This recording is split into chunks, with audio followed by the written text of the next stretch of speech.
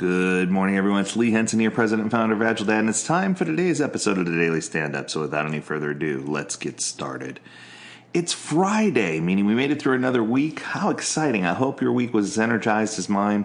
I actually taught a certified Scrum Master and an advanced certified Scrum Master class this week, and let me tell you, the groups that I had were impressive. One of the things I've noticed is that the quality of the character and the amount of intelligence of each group that I'm getting has been on a rise. I attribute that part to people having a greater desire to learn, but I attribute it part to people just wanting to be better, and I feel like that is just the coolest thing ever. And I always do a session in my classes. As you know, Friday's typically not about Agile, so I always do a session in my classes talking about some of the things that I feel helped build me or helped motivate me or help me be a better person so that hopefully it could help uplift others and guide them on their journey. And I had a student in one of my courses recently ask if I could list off some of the values that I live by, or more specifically, what are some of the things that I valued more than financial gain?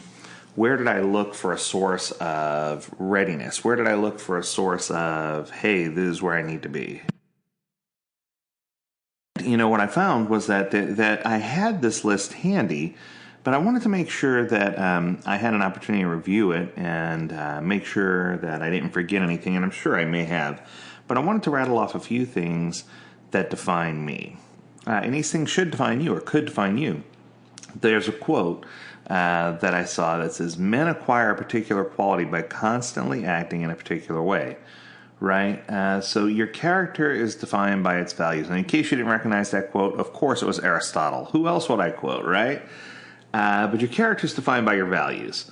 So values have a greater impact on the inner world than they do on the outer world. These are the things that form the foundation of our character and make us the person who we are today. But if you live in darkness, and that's kind of easy to do these days with all the trauma going on around us between the pandemic and the U.S. elections and all the things that are happening, what are some of the things that you should be looking towards? What are some of the things that you value? And I think I'm just going to kick off with a few of the things that I feel strongly about. Starting off with loyalty. You know, even though you might not see old friends regularly or coworkers or team members, stay loyal. If you build a bond with someone, don't break it. Unless it's healthy to break it, right? But most importantly, stay loyal to yourself. I think sometimes we sacrifice our own personal and mental well-being to try to bring joy to others. Treat yourself like you treat someone that you love. Find a way to be loyal to the things that you want to do. Create that bucket list and don't give up on your dreams. You know, don't lose hope.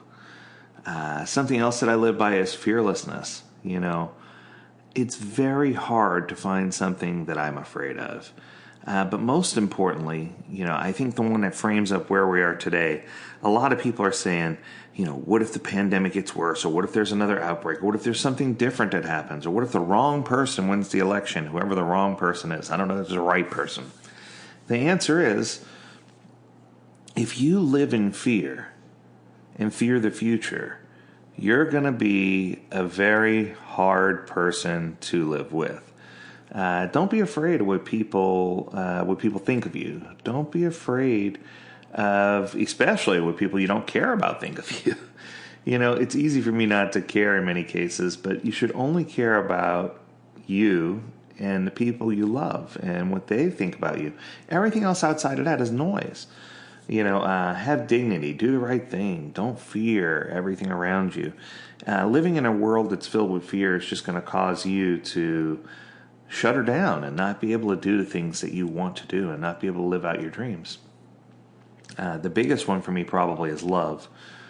You know, a lot of people tell me I have so many friends, you know, and I know so many people, and, you know, that's outstanding. Even today, the quest for subscribers and followers and social media driving us, how many friends do you have? How many clicks did this get? You know, I mean, there's so many of these ridiculous stats. I would rather build intimate and deep relationships with only a handful of people. You know, this is one of those things where I shape matters more than T shape. I want depth better than breadth. I want people I want to spend more time with my family and with my spouse and my coworkers. I want to get to know my siblings and those I love on a deeper level. I want to have 2 or 3 really close friends that I enjoy spending time with instead of a gajillion friends that I barely know. I want to love my family. The people I see every day should get the highest priority, but I also believe that you need to love what you do in order to love yourself, and you need to build relationships, right? And that doesn't mean build those intimate relationships, but you do need to build relationships with the people who are around you. Just focus your attention on your core. Next up is responsibility. Christopher Avery, a dear friend of mine, has the responsibility process, and let me tell you, he is brilliant, and he's a psychologist, and he's absolutely amazing. And I think this kind of speaks to his whole responsibility process. Own your own actions and mistakes, and own your current life situation. Understand that you're in control. If you don't like something, change it. But don't take responsibility for things that weren't ever on your plate. Focus on yourself and recognize that no one can make you feel a certain way, right? So you can never get away with saying, this happened and it made me feel that way. No, it didn't. This happened and as a result you chose to feel that way. That's the thing. So you need to make sure that if you don't like something, change it. Dig deep. Figure out what you can do. Next on my list, I have curiosity. I think that, trying to get to the bottom of everything that you do, not because you must, but because it's fun to learn and it's fun to know things, that's cool. Life is just fascinating, just acknowledge it. Try to understand what you can, but leave it at trying. Some things were never meant to be completely understood, but you can still love and admire it. Anyone who's ever been in a relationship before should get that, right? Don't try to understand everything perfectly. Just understand it the best you can and get the best you can out of it and put your best into it. And if you do that, I think that's where you're going to get joy, which brings me to joyfulness. Life is way too short. Do things that bring you joy. Never do something you hate for longer than necessary. There, I said it. I get so many people who say they hate their jobs or they hate what they do. Learn to enjoy the small things. For me, it's music, other people, working out, going for a walk, even laying down. Find things that bring you joy and enjoy doing those things. Life's too short for you not to, right? If it's fishing or building things or whatever it might be, just go do the things that you love. Find ways to create and spark great joy. Truthfulness. This is one of the ones near the top of my list.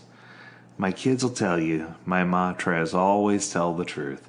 Right? Especially when it comes down to your own life. If you don't have money, don't worry about it. Don't pretend you're wealthy. You never went to college, own up to it. Be honest about who you are and what you've done, and you'll be able to look at yourself every day in the mirror and say, hey, I did the best I could. But my kids will even tell you, even if they committed the worst offense, if they told the truth about it and, asked for help to make it right, they never got in trouble for that. The times that they got in trouble were when they had minor offenses and they lied. Truthfulness just goes such a long way. And if you fail to be truthful, sometimes that can haunt you for years and years to come. Because sometimes you forget the lie that you said. Then you're in big trouble because the truth isn't there to sustain you, right? Sorry, I'm getting a little emotional. And finally is authenticity. And this is probably the largest one that I have. If you could be the same person at every occasion in life, just be authentic. Be who you are. Don't act differently in front of your parents, in front of your friends, in front of coworkers or in-laws or strangers. Just stay true to yourself. Don't be afraid of other people's judgments. One of the most powerful things that you can say, and it sounds so weird when I say this, is I don't care. Honestly, I don't care what you think of me. In the words of Popeye, I am who I am, right? And that's kind of how we have to live our lives. We have to be authentic to who we are. And I think that right now, especially this week, especially in this time of the pandemic, especially at this time in lockdown, especially with all these things going on, this is a time for us to introspect and grow. And I hope that you take advantage of this opportunity and study these 8 concepts a little deeper, because I can tell you that if you focus on these things, it's going to make you a better, stronger person. I hope you have an amazing weekend, and I look forward to seeing you next week and talking to you some more about some Agile topics. Until next time, take care, stay well, and stay healthy, my friends. Stay amazing. We'll talk again soon.